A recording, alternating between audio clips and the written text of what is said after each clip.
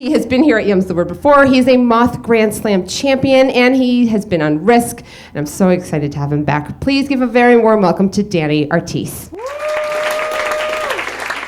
Yeah, so it was my my first Christmas in my first apartment, and by that I mean no roommates, not a dorm. And you know, it's kind of a small talk thing where people will ask, "Oh, are you going home for Christmas?"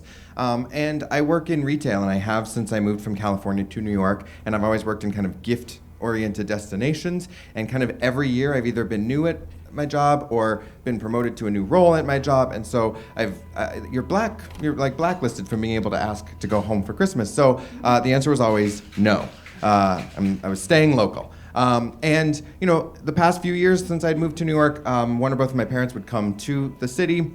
But this year, my parents had gotten divorced, and also I had broken up with my boyfriend of almost 3 years, and so I didn't feel lonely. I was lonely.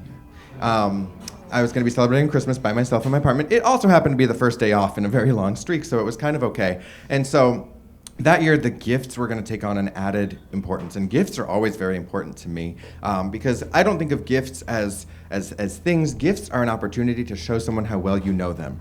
That is how I look at gifts, and I try not to hold other people to that standard, but that is the standard I hold for myself when giving gifts. And I would like to, if I may, sort of give you a little bit of a graph. Just picture this with me, if you will. On the vertical axis, we have good gifts, bad gifts. And on the horizontal axis, we have good thought, bad thought. And all gifts fall in one quadrant of this gift situation. So good gift, good thought, those are easy. Those are the ones you see it, you open it, you go, oh, that's so me, right? Like it's a good gift with a good thought to it. A bad gift, bad thought, easy to identify. It's a mistake. The ones that are maybe a little harder would be like a good gift, bad thought, which would be, for me, like a gift card. Sure, it's to a store that you like, it's nice, but it doesn't really show like an in-depth knowledge of you as a human being. But still a good gift, you can use it. A bad gift, good thought, is where the expression like, but her heart was in the right place is made for, you know? And so like oftentimes an ugly homemade gift is gonna fall into that category. Like they still put some effort and like some love into it, but it's never gonna see the light of day. And so I pride myself on always sticking to that good gift, good thought quadrant when I'm giving a gift.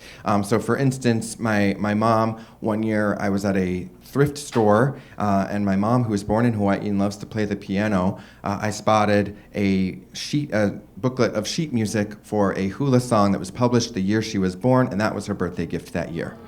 That's the kind of gift I give. And so it's not about how much you spend. I want to be very clear. I am an only child, but I'm not spoiled that much. It's not about how much you spend. It really is the thought behind it. And my mom, over the years, has really gone back and forth. She's always stayed in the good thought half of the quadrant, but the quality of the gifts has really varied from my mom. And so there have been good gifts and not so good gifts. Good gift, good thought from my mom. It was like a little scroll, and my mom loves her trips to Michael's and the fancy fonts she chooses. A little scroll that when I opened up read, like, the bearer of this certificate is entitled to an improv or a sketch writing class at the Upright Citizens Brigade Theater. And then, like, before emojis, like, clip art of a little horn tooting, you know? And a not so good gift but good thought was the year that she gave me an assortment of hot chocolates mixes, and I think sensing my confusion, she explained, oh, you know, because whenever I'm in New York and we go for coffee, you get hot chocolate. And I said, oh, right, yes, of course, yes, thank you. Not having the heart to tell, it's because I just don't drink coffee. And I didn't want to be empty-handed across from her when she drank coffee, so I would order hot chocolate. So it was still a good thought, just not such a good gift. So this year, the stakes were raised. I was going to be alone in my apartment across the country from my parents, and I really wondered, you know, what was Mom going to do this year? Dad, I knew it was going to be socks, because that's my dad, and that's fine. It's the love that we share. But my mom, I really wondered, and you know, it was an extra importance. And so Christmas morning, I woke up not too early because you know, you're not 5 anymore, so you don't want to be done at 6 a.m. So I woke up early, I put on my jammies because I believe Christmas morning is a jammies only zone. So I put on my adult onesie with a little buffalo check. And you start small, right? You start with the coworker cards. Oh, thanks, Yolanda. That's sweet, Mark. You know, level 1. Then breakfast, which for me growing up, Christmas morning breakfast was always an Entenmann's raspberry Danish. My mom is, and really my dad, are not the most like domestic people, and so my mom was never one to bake. We went out to eat more than she cooked. She wouldn't like volunteer at the PTA things, but the one thing my mom did as a kid that was sort of like old-fashioned domestic was she would sew Halloween costumes for me, so I could be whatever I wanted to be, and she would make it. But other than that, not so much. We didn't like do a fancy breakfast. We would go to the grocery store and get a little sheet of Entenmann. So that's what I got, and I cut myself a little slice, ate that slowly. Because the other reason I had to slow down a little was that my parents are 3 hours behind. So I couldn't really call them at 8 a.m. and say, Merry Christmas, because it's 5 a.m. for them. So I had to kind of delay it. So about noon, I got to my parents' gifts, opened the socks from my dad. Thanks, Dad. Then it was time for my gift from my mom. And it was in this like padded, squishy envelope. And I didn't know if that was like protective packaging or was that the gift. So I unwrapped the very carefully curled red and silver ribbon, and I tear open the envelope, and there's this like sky blue fabric visible. And as I open it further, I can see it's a sky blue fabric square about 10 inches with swirling ladybugs and daisies all over it. And I'm thinking my mom has given me a pot holder for Christmas. That doesn't make sense to me. So I feel it's like a pouch, and I feel is there something inside it that we're protecting? No. But there is a little crinkle. And so I go, okay, reach in, there is a little piece of paper. My mom has mommed again. There's gonna be a coupon probably for like a vegetarian cooking class. She's very concerned I haven't been eating healthy while I live on my own.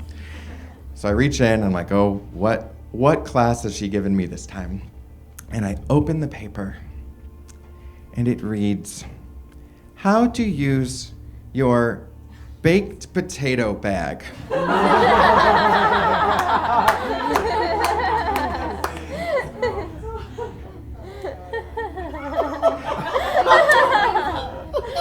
To me, the more important question was, what is a baked potato bag? And I read, it is a pouch into which you place a raw potato to microwave in a fraction of the time it takes to bake one in the oven. So my mental Rolodex is spinning over all of my life, thinking, have I often spoke fondly of baked potatoes with my mom? Is this hot chocolate 2.0? Have I ordered it often, even once at a restaurant? And no, I have never eaten a baked potato in the presence of my mother. Why did she choose this gift? I had a lot of questions. We were firmly in the bad gift category. And it was now an appropriate time to call my mom and wish her a Merry Christmas. So I call, I say Merry Christmas. And then I do that thing you do when you get a gift that's bad. I just repeat what it is. I said, so, a baked potato bag. And she goes, mm-hmm. I saw it at this cute little store, and then I sort of started buzzing out because at least if it had been homemade, there would have been a chance for it to be on the border of that good thought. She bought this at a store. And for the first time, my mother was in bad thought, bad gift territory, which had never happened. And then I started listening again. She said, and I just knew that I had to get you one, and I got one for all the ladies in administration. That ominous music is perfect. My mom had not just gotten me a bad gift with bad thought. My mom had gotten me a coworker gift. Her only child across the country, alone on Christmas, a coworker gift. And that is worse than bad thought. That is thoughtless. And so you know those times when you're thinking things, but you shouldn't say them out loud, and oftentimes you don't. Well, I said it out loud. I said, Mom, I don't know why you got me this gift, and I wish you hadn't. To which my mom replied, well, if that's how you feel, then I don't know either. Click. We have not spoken of the baked potato bag since. We've ignored that it ever happened. A week later, we wished each other a Happy New Year. We wish each other all happy holidays, and I'm happy to say that in the years since, my mom has never given me a bad gift because she asks me for a wish list and or a list of stores that she can get me a gift card to every year. Thank you.